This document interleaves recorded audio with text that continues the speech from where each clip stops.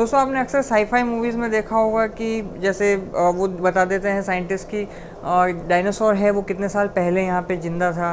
बहुत सारे फॉसिल्स के बारे में वो इन्फॉर्मेशन दे सकते हैं कि कितने साल पहले फॉसिल जो है वो लाइव फॉर्म में था, ज़िंदा था, और अब मरे हुए कितने साल हो चुके हैं, एक रफ एस्टिमेट दे सकते हैं। और आज की तारीख में भी ऐसे बहुत सारे जो हैं आर्कियोलॉजिकल डिपार्टमेंट वाले लोग जो हैं, जो जियोलॉजिस्ट जो हैं, वो जो है बता सकते हैं कि कितने साल पहले कोई पर्टिकुलर फॉसिल लाइव फॉर्म में था। तो ये सब कैसे हो पा रहा है जानते हैं इस वीडियो के थ्रू।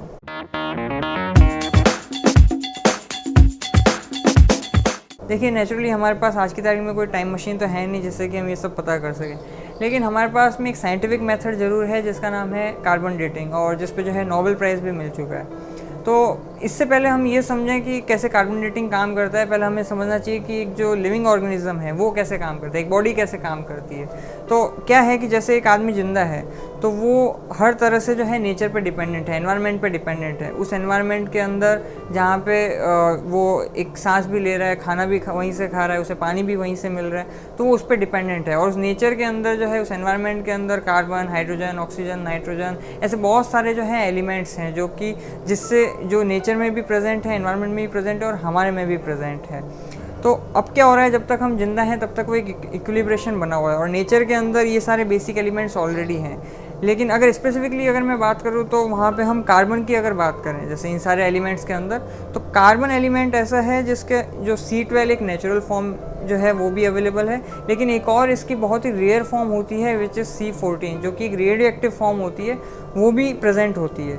और ये रेडियो एक्टिव फॉर्म क्या होती है कि बेसिकली जो है हमेशा कुछ रेडिएशन दे रही होती है। और इसको आप ज़्यादा समझना चाहो तो मेरे पिछले मैरी क्यूरी वाला वीडियो जाके देख सकते हैं। तो ब्रीफली ये क्या होता है कि जो रेडियो एक्टिव जो भी एलिमेंट होता है वो जो है अपनी जो है रेडियो एक्टिविटी दे रहा होता है, रेडिएशन इमिट कर रहा होता है। और जैसे हम जैसे मान लीजिए हमने सांस ले रहे हैं, या हम जैसे मान लीजिए खाना खाया हमने, मान लीजिए कोई हम वेजिटेरियन है और प्लांट से खाना खाया, तो वो खाना हमारे साथ गया, तो उसके साथ में कुछ जो है वो कार्बन जो कि रेडियो एक्टिव फॉर्म में था वो भी हमारे साथ में गया।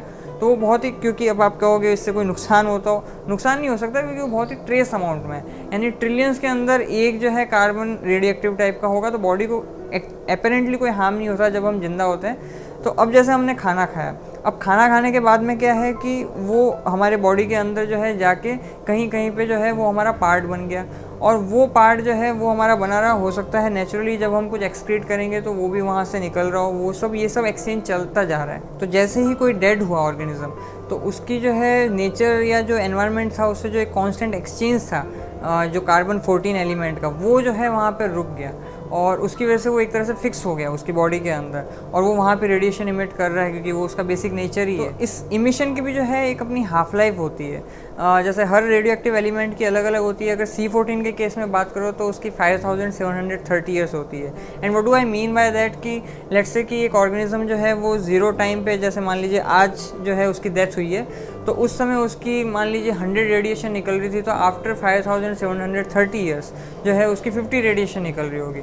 उसके और 5730 साल बाद में उसकी 25 रेडिएशन निकल रही होगी, और उसके और उतने साल बाद में 12.5 रेडिएशन निकल रही होगी, एंड सो फोर्थ। तो इस तरह से आप मतलब मिनिमम 500 साल का पता लगा सकते हैं और मैक्सिमम 50,000 साल तक का पता लगा सकते हैं। तो अब ये जो है इस तरह से आपने क्या किया कि इस तरह से पता लगा लिया कि भाई इतनी रेडिएशन आ रही है, तो डेफिनेटली लेट्स से कि 75 रेडिएशन आ रही है, तो आपने जो है एक सिंपल सा फॉर्मूला रहता है, आपने उसके साथ कैलकुलेट किया और आपने पता लगा लिया कि अगर ये जो एलिमेंट है उसकी हम जानते हैं हाफ लाइफ ये है, और अगर इतनी रेडिएशन आज की तारीख में आ रही है तो इसका मतलब ये जो है इतने साल पुराना ये जो है ये बॉडी रही होगी, और इसी तरह से जो है हम पता कर सकते हैं। तो अब कुछ कॉमन से सवाल हो सकते हैं कि भाई हम जो है कार्बन जो है C14 है वो खाने के लेवल पे प्लांट से ले रहे हैं, लेकिन ऐसे बहुत सारे जो है ऑर्गेनिज्म हैं आज की तारीख में, जैसे कि शेर है, चीता है, ये तो वेज खाते ही नहीं है, नॉन वेज खाते हैं सिंपली।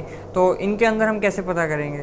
तो भले ही वो नॉन वेज खाते हों, लेकिन वो खा तो एक तरह से उन्हीं को रहे हैं ना जो कि आगे जाके वापस प्लांट को खा रहे हैं। तो इवेंचुअली जो उनकी बॉडी के अंदर ऑलरेडी है वो खा के उनकी जो है बॉडी के अंदर भी पहुंच ही जाएगा, तो हमें उसके बारे में टेंशन लेने की ज़रूरत नहीं है। Even if they are non vegetarian, we can figure it out कि उनका जो है किस तरह से जो है उनकी एज क्या रही होगी मरने के बाद में।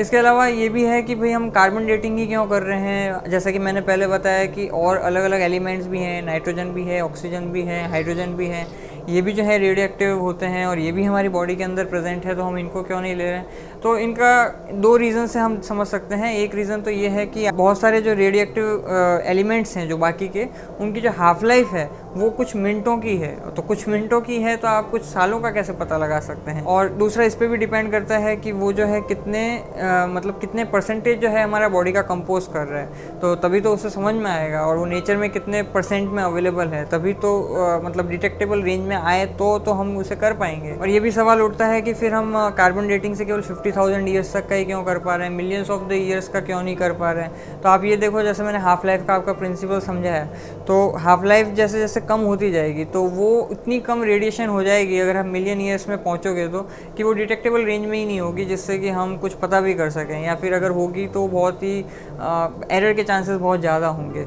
तो इस वजह से नहीं करना चाहिए। और उसके लिए जो और मेथड हैं जैसे यूरेनियम बेस्ड हैं और भी इसी तरह से फंडामेंटल सेम रहेगा, लेकिन दूसरे एलिमेंट्स को यूज़ किया जा सकता है जिनकी हाफ लाइफ जो है इस कार्बन 14 से बहुत ज़्यादा हो। And thanks to the team of Curious Monk channel जिन्होंने इतने अच्छे एनिमेशन बना के इस वीडियो में कंट्रीब्यूट किया है। आप वहाँ जाके और वीडियोज़ देख सकते हैं। तो आज के लिए इतना ही, फिर आपसे मुलाकात होगी। जय विज्ञान।